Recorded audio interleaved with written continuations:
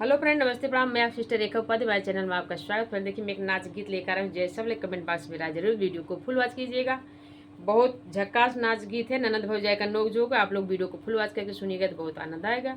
अगर चैनल नए सब्सक्राइब कीजिए, कमेंट कीजिए, वीडियो को फुल वॉच करके सुनिएगा आप लोग।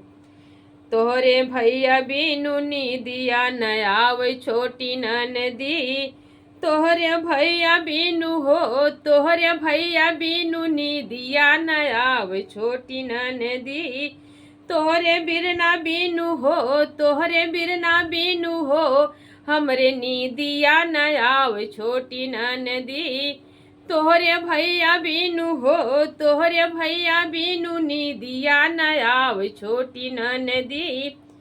4 महीना ननदी गरमी कै दिनवा, 4 महीना ननदी गरमी कै दिनवा, गरमी कै दिनवा ननदी गरमी कै दिनवा, गरमी कै दिनवा ननदी गरमी कै दिन, तोहरे भैया बिनु हो, तोहरे भैया बिनु के ना बेनिया डोलावे छोटी ननदी, तोहरे भैया बिनु हो, तोहरे भैया बिनु बेनिया के डोलावे छोटी ननदी, तोहरे भैया बिनु दिया नयावे छोटी ननदी, तोहरे बीरना बिनु हो, तोहरे भैया बिनु दिया नयावे छोटी ननदी।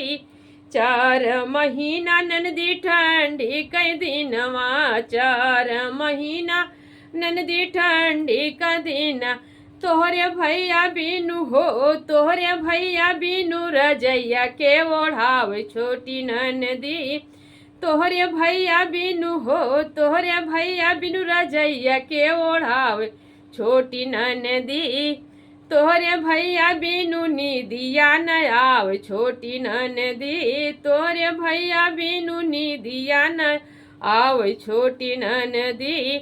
4 महीना ननदी बरखा क दिनवा, 4 महीना ननदी बरखा क दिन, तोहरे भैया बिनु हो, तोहरे भैया बिनु महलिया के छवाव छोटी ननदी, तोहरे भैया बिनु महलिया के छवाव छोटी ननदी, तोहरे भैया बिनु दिया नयाव छोटी ननदी, तोहरे भैया बिनु दिया नयाव छोटी ननदी।